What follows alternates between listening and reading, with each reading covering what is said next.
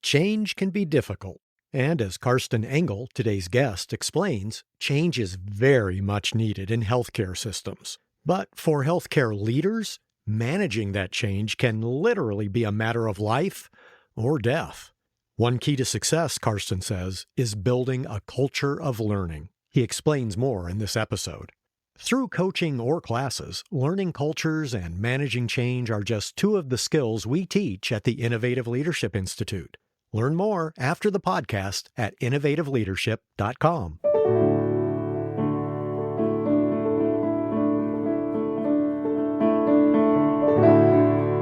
I'm Maureen Metcalf, your host of Innovating Leadership, Co-Creating Our Future. I'm also the founder and CEO of the Innovative Leadership Institute.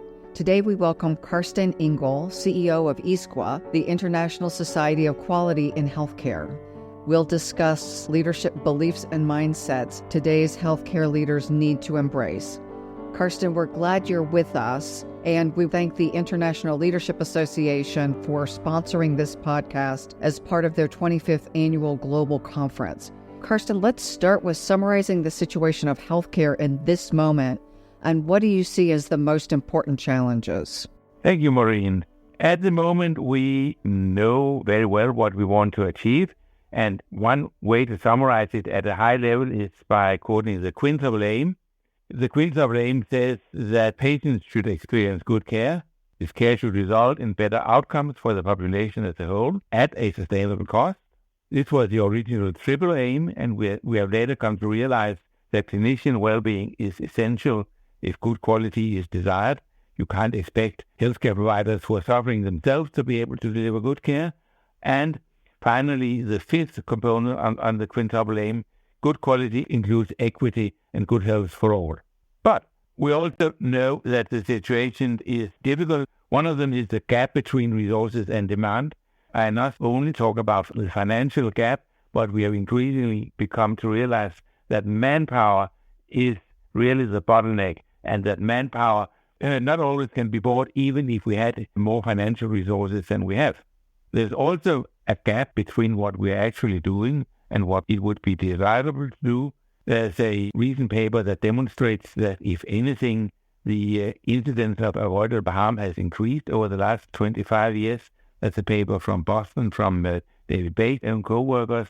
And we also know that 60% of the care we deliver is aligned with evidence-based knowledge and consensus among experts. 30% is wasteful, and 10% causes harm. So a large proportion of what we actually are doing is wasted.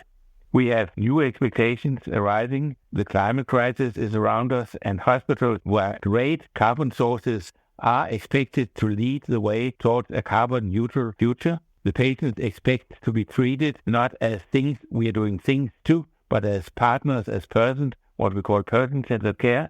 And equity is a huge issue. And finally, we have been through the pandemic aware of vulnerability when we are facing large-scale disruptions, and the climate change will provide even more of that over the next years. Part of the stat that you mentioned that really strikes me is 60% of care is evidence-based, 30% is wasteful, 10% is harmful.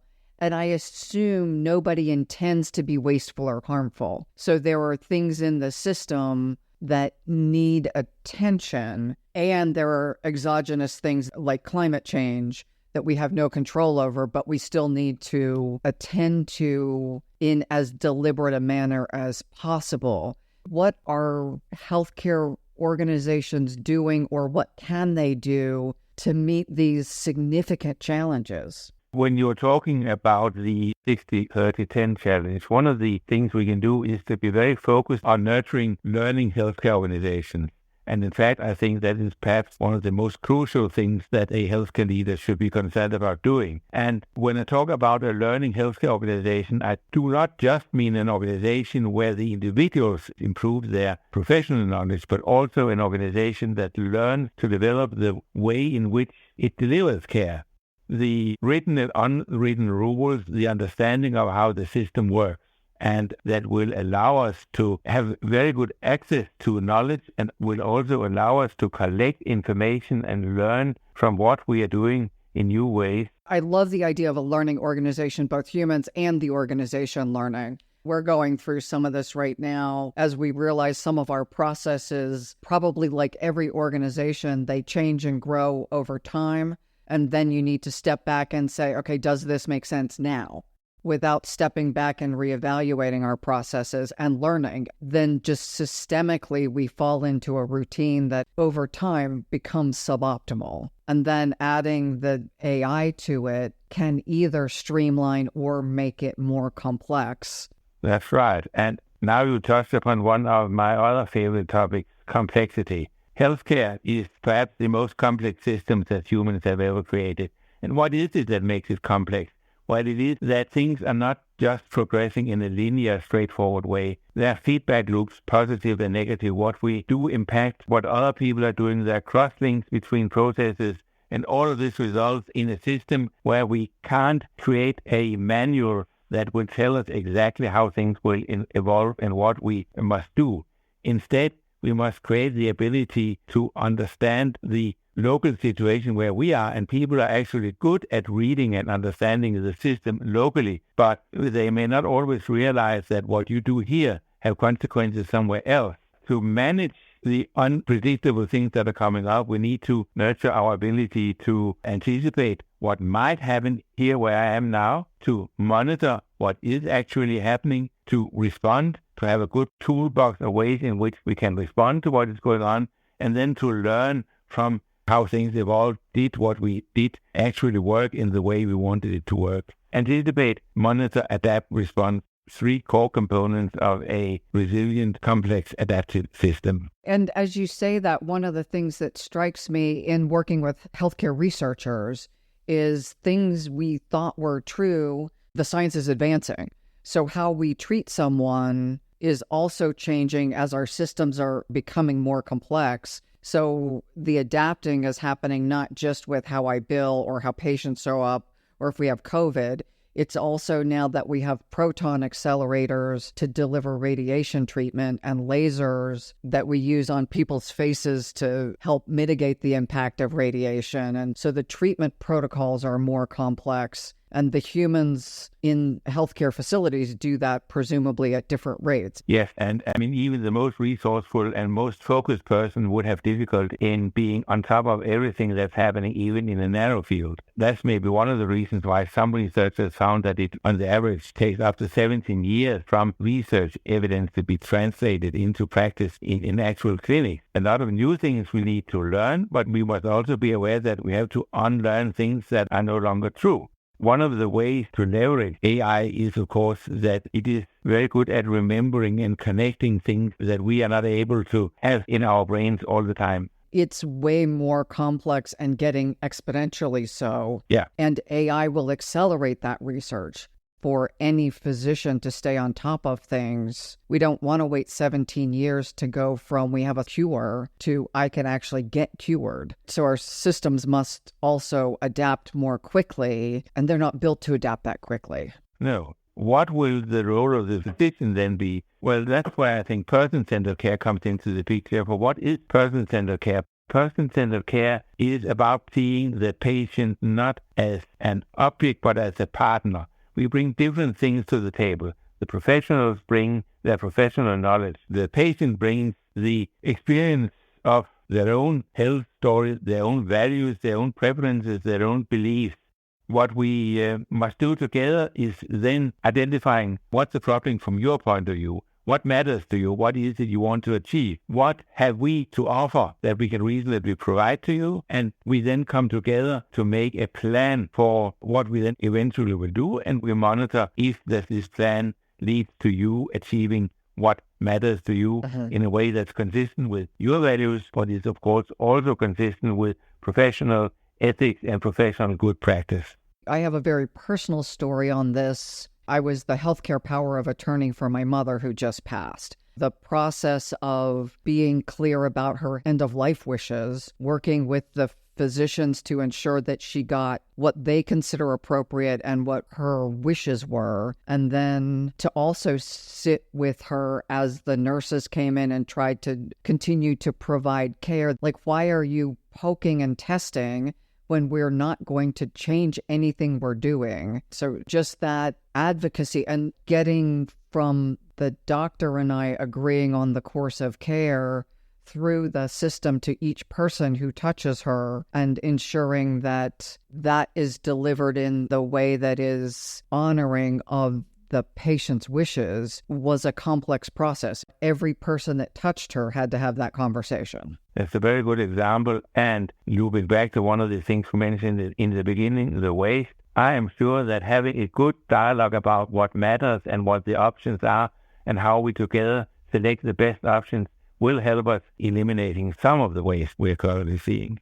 They kept taking blood tests, even though we agreed that there wasn't going to be a follow-up action. And so I would have considered that waste. Why were they doing that step other than that's part of the prescribed protocol? I agree.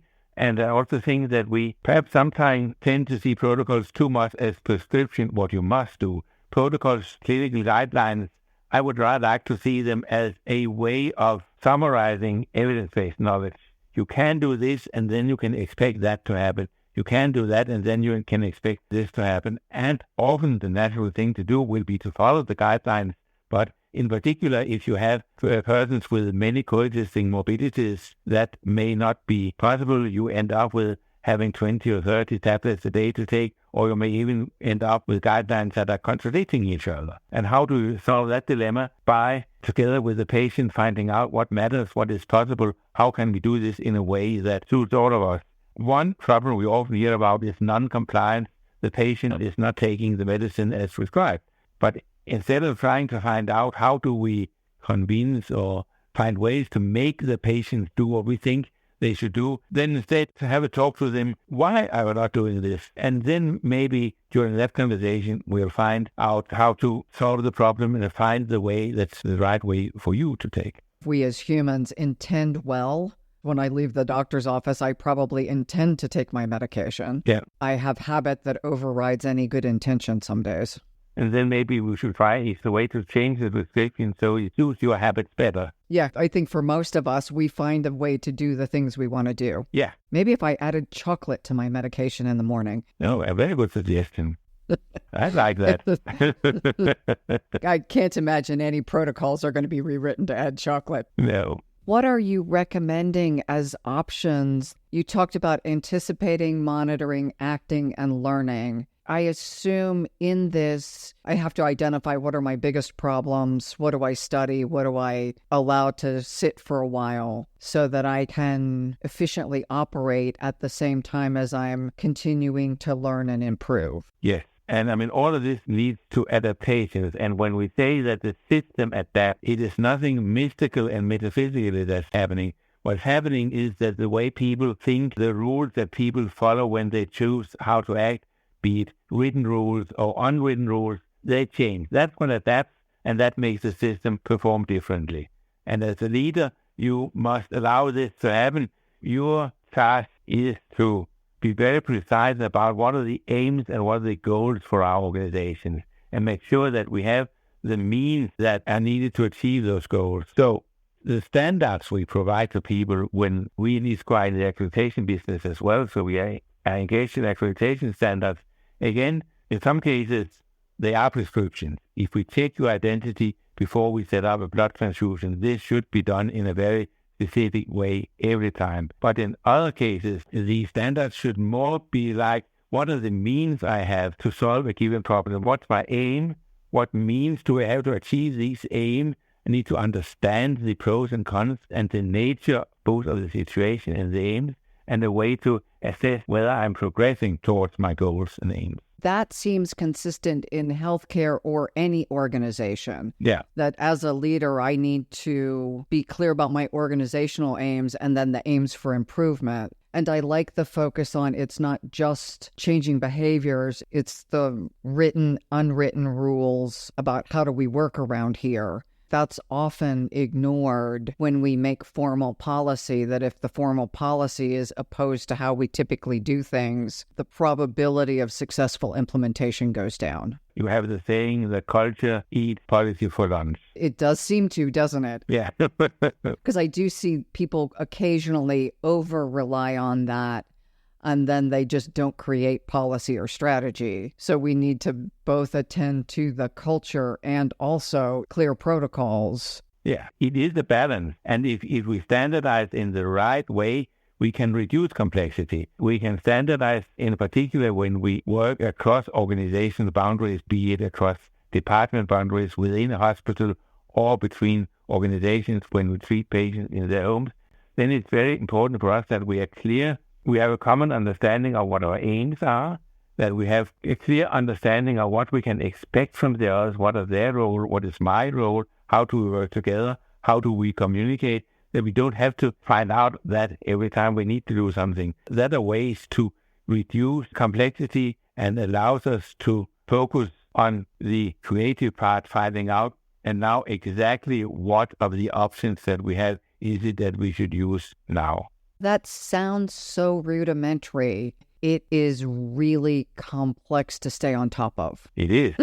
You need to trust that people in your organization know what they're doing. There's no way that any one person can understand everything that's going on in a hospital. But one person can perhaps understand what is that's important for us, what are our general aims, our values, our mission, and break that story within the organization. And hopefully everyone in the organization is clear about the overall mission of client health and well-being, patient-centered positive experience, and the guiding principles. Into my mind comes now a study. It's a number of years old, I think, something like 10 years old, from England, from the NHS by Mary Dixon Wood and colleagues that examined well and not so well performing hospitals and identified traits. One of the things that was found to be important, if there are conflicting goals, then you're in trouble. And it's very important to find ways to reconcile conflicting goals. We need to make trade-offs from time to time between different considerations, but this is not something that should be felt as a responsibility of a single professional because, in my opinion, one of the leading causes of burnout is you feel that you are not able to do what you should do. One of the other things is the ability to listen to what's going on. No one can understand everything in the sense that they can manage it, but they must understand what's going on. And the group distinguished between two approaches to information, the problem sensing versus the comfort seeking. The problem sensing person wants to understand what's going on, wants to identify the problems and not take them over, but help solving them. Whereas the comfort seeking tried to treat data in a way that seems to convince us, well, it's not going so bad, we are not worse than the average or whatever you might think of. And I assume most of us have a dominant type, but I see myself as a problem seeker, but boy, there are times I want to avoid some conversation, so I become a comfort seeker at other points. Yes, we all experience that, but then again, my own experience is often when we, for instance, talk about bringing up difficult problems in difficult situations, the thought of doing it is sometimes worse than actually doing it. I think that's true for many people much of the time, right? We go through the mental gyrations of what if this, what if that, what if the other. Yeah. And it's the internal conversation that wears us out before we even start to have the conversation with the humans. Yeah, you describe it very well, yes. What are the mindsets and behaviors for leaders to close these gaps? And I know we're talking about healthcare, but I will make the assumption that many of these can be generalized from healthcare to other organizations as well. You are right. I think the same holds true for any complex system. I think you should try to understand and embrace complexity and a systems way of thinking. Coming back to healthcare, you should be aware that one thing, providing healthcare is not just a question of knowing the things you should do with patients, the care you should actually provide. It's also about setting up a system that's able to deliver this care where it's needed. Implementation, making a system change its ways, is not just a question of saying, look at this is a very good practice, we should do that. No, it is about creating a sense of this change management.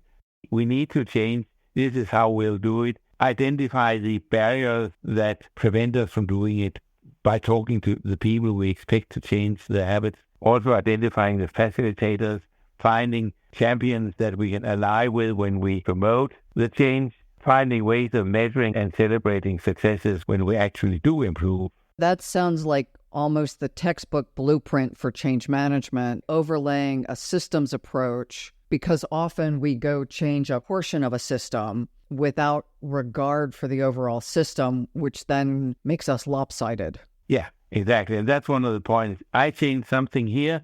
It may improve my situation locally, but what are the effects elsewhere in the system? We worked with enterprise software systems, and we were paid to go in and do a system implementation.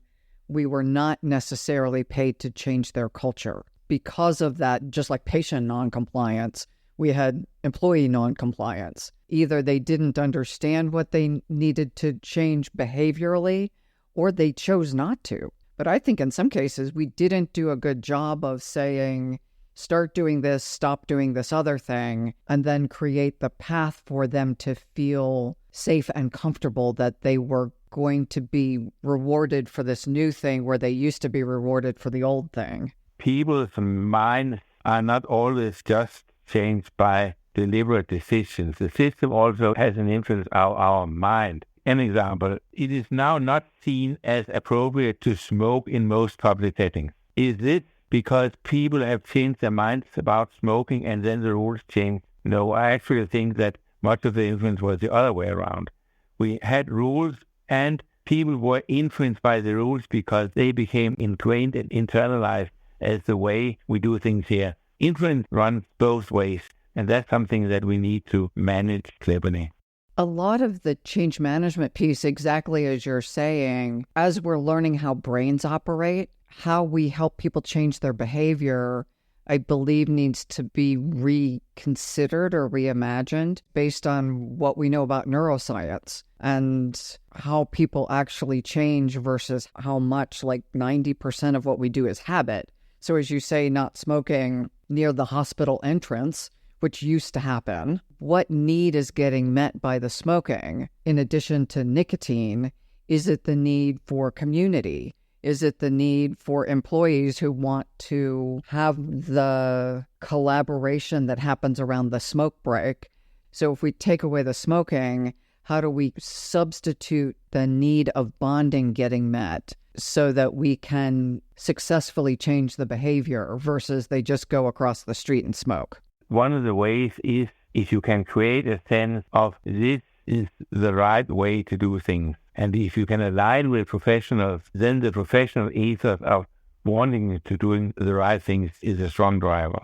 And then you said reinforcing with positive rewards, promotions, and replacing the rewards that the brain gives. So the dopamine hits and such, finding a different way to do that as well. Yeah. So I get the professional acknowledgement of I'm doing the right thing, and my colleagues may acknowledge me for doing a good job. And then a very basic thing, changes that make life easier are much more likely to succeed than changes that make life more difficult. Yeah. Unlearning and eliminating some of the complexities seem like they would be beneficial. Which, of course, also means that when you see resistance to changes, you should ask why. We had a conversation recently about everyone's rational when you consider their perspective. So most people don't behave irrationally from their lens. From my lens, there were certainly behaviors that seem irrational, but they have a different mental algorithm than I do. Yeah. In their head, they're behaving rationally. So I have to understand them, not impose my algorithm on their thinking. And that's exactly the way we also must think when we're talking person-centered care and discuss care options with and care goals with patients. I imagine being a physician and so committed to someone's health and healing, how frustrating it would be if a patient isn't compliant and doesn't have the same goals for themselves that I, as the healthcare provider, think they should have. When it comes to health equity, we know that one important component is to ensure that everyone has the same access to healthcare without financial restraints. But that's not enough. There are both social determinants before you come to healthcare that are important to your health, and healthcare should, to the extent it can,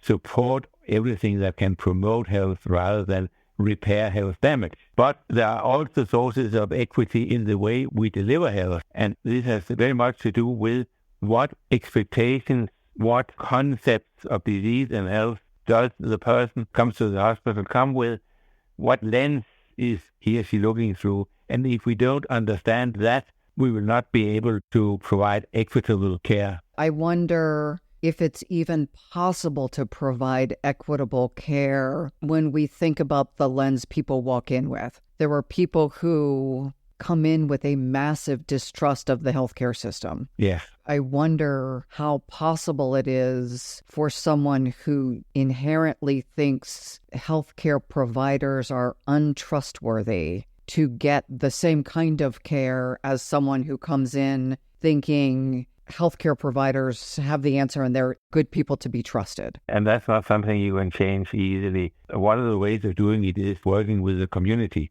because people come from a community. Their beliefs and their expectations are very much shaped by the community they come from.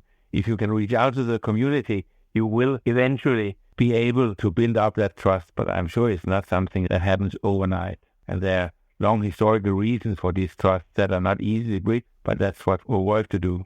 I love the idea of, back to your systems thinking, considering the community as part of the system, because I think there's research that says one of the bigger determinants of health is the zip code in which you reside. Part of that is economics, that I grew up with access to health care, but there was something in my healthcare experience that was also scary.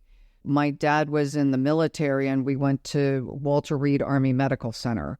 It was also during the Vietnam era, and so many of the patients were people who were service members. So as a kid sitting in the waiting room, I would see people with missing limbs and suffering from PTSD, and it was a different hospital experience than a place that had a beautiful pediatric center where I was playing with toys. I was, in fact, sitting in a room with people who had experienced extreme trauma. And so my experience of going to the hospital, not better or worse, but the hospital was a place where people got care, absolutely, and it was good care. But it was a little scary for a kid to see people who had severe injuries and were in great pain. At least what I grew up isn't what hospitals are now with harps in the lobbies. There were no harps in the lobbies of that facility. I kind of wish there were. But helping folks see the medical treatment as a positive, how do we help the community see this as a desirable and a must-do, along with preventive care? How do we help build equity? In your experience, are we going to communities? That's one of the ways of doing it. One author put it in this way: what do patients expect? And his answer was, they expect acknowledgement, respect, care, and cure, in this order of priority. Acknowledgement is to be acknowledged as what you are, what your experiences and your beliefs and your values, acknowledge them. To understand that and to get the sense of acknowledgement, I think that's one of the main things we can learn from being connected to the communities. And there's respect, and there's care, and there's cure. Of course, cure is important, but we also know that hospitals can't always cure people. Often it can be difficult for a professional to accept that we can't cure this person, but we should still care for the person, respect, and acknowledge. It intuitively makes sense. As a healthcare provider, I would also struggle with, I can't cure. As a consultant, I want to fix everything. I recognize that sometimes I can't, although that's a word I don't use often. No, but you mean, I worked as an anesthesiologist in the past, and one of my duties was working in the intensive care. Sometimes we did miracles, and at other times we had to realize, no, I'm sorry, there's nothing we can do, and then we must find a way of bringing the care to conclusion in a respectful and caring way. Let's go back to person-centered care, as you say, a respectful and caring way. You use the word co-production. What is that in healthcare? Co-production is realizing that the care experience is created as a cooperative effort. It's determined by what I do, but also by what the other person does. And patients have a role to play in their care. They're co-producing it, which sometimes can be very literal. Back to modern technology, if I had diabetes, for instance, I would nowadays be able to care very much for myself. I would have access to monitors that would monitor my blood sugar level. I would eventually learn to understand that I have seen, not patients, but colleagues who are diabetic, who probably understand their own body and how it reacts better than any professional will do, because they know this one body and how it reacts. So they were able to adjust the insulin dosages to whatever food they ate, to whatever activities they were doing. That's the way co-production, but from time to time you would then have an issue where you would need to refer to the professional knowledge. And modern technology would allow us to design patient pathways that were not like you come here every 3 months and then we see how things go. And as young physicians, I sometimes said and was struggling with finding something to say that would justify to myself and to the person why he or she had taken several hours out of his daily routine to come to the clinic. But instead, we can have a system where you monitor yourself. You are able to use technology to help you, to help understand what is going on and what you should do, but you have access to expertise when you need it. And this will then liberate resources and allow us to spend more on those who are perhaps not inclined or able to do the same thing. As you describe that, I think of some of the technologies that just basic things like my fitness watch can help me do all kinds of things now. Exactly. And that will only grow and be more and more. At some point, I'll have my genome mapped, I assume, and I'll know what I am likely to experience based on my own genetic makeup. Then I can do things preemptively for my structure rather than I exercise, I eat well, but I don't necessarily do an anti-inflammatory diet, but maybe my DNA will say I need something that's anti-inflammatory. I can co-produce my wellness, so I spend less time with my esteemed medical colleagues in the hospital. I may spend time with them at dinner. Yes. In the diabetic example, what the diabetic does is exactly anticipating that when I do this and this, my insulin requirements may change. So I will monitor my blood sugar a little bit closer than I would otherwise have done. And I know how to act on these fluctuations I see, then see how they respond to what I do. I learn to become better and better at keeping it on the right level. My dad's diabetic, and I think what he learned is how to manage his deviant behavior better.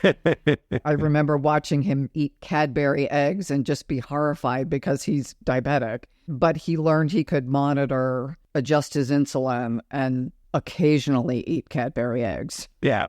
But even that is at least a preemptive behavior, so he doesn't end up in the emergency room, and he gets the same treats as other people do on Easter.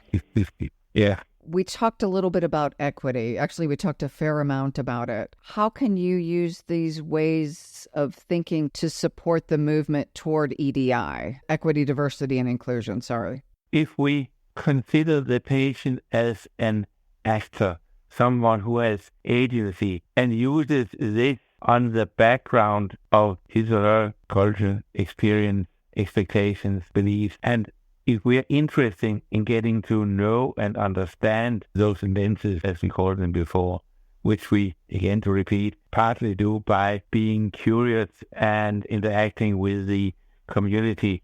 But of course, there are also some of the more hardcore things we shouldn't forget about, like making sure that everyone actually has access, and access that is realistic, both in terms of physical access and financial access. It is such an interesting challenge, both physical and financial. And I'm coming from a U.S.-centric lens, but in my travels, it seems consistent globally that if I live in a large city, at least I probably have physical access. If I'm in a rural area, and especially if my economics don't support access, then getting the same caliber of care is based on the system going to be challenging. Yes, and this is where we have to change the system to make it easier. Telemedicine makes it a little bit easier nowadays than it used to be, but it's still something that requires a deliberate will to design an appropriate system. I have a client There were 2 facilities in the country using this treatment. So to get to this treatment, you had to go to 1 or 2 places, and there weren't a lot of people trained in this technique. So most people didn't get it.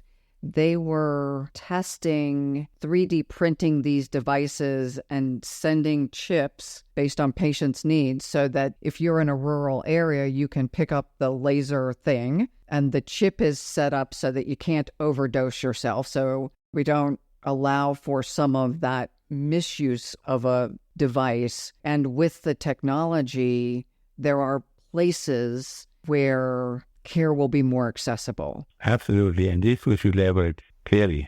Because there were others like proton accelerators that we're probably not going to be able to 3D print and send out. No, not in the near future, I guess. It's also my understanding that people accept that they sometimes have to travel far to get something very special. What they don't accept is if it's difficult to get, let's say, usual commonplace things that should be easily accessible to everyone. I don't know that we can completely remove inequity, but we can certainly work to remove it as much as humanly possible. Yeah. Carsten, any closing words for our listeners? Well, one of the things that I feel encouraging is that they are in a way intertwined. And one of the examples is the first stages of becoming more carbon neutral is very well aligned with reducing waste. Some of the steps that lead us to more person-centered care are very well aligned with leveraging the digital transformation. So things are interconnected. I love that we can intermingle rather than putting at odds carbon neutral, person-centered care and leveraging the digital assets. That doesn't mean that it's piece of cake, very easy to accomplish everything. I don't think that anyone believes that, but there are alignments and there are synergies. Thank you so much for sharing your wisdom with our guests. How might someone find out more about your work? Well, the website is isqua.org, and there you can see more about what the organization is doing. And we are a small organization. Our staff is around 14 or so, but we have a very large reach because our members, the experts we work with, that's what makes it possible for me today and bring these ideas to you. They all come from our network, and our mission is to spread knowledge. Thank you so much, and I trust that through this podcast, others will hear of your work and will take on the ideas that you're putting forward. I hope so, and thank you. Thank you, and thank you to the International Leadership Association for sponsoring this conference. And to our guests, please like us, follow us, and most importantly, share what you're learning.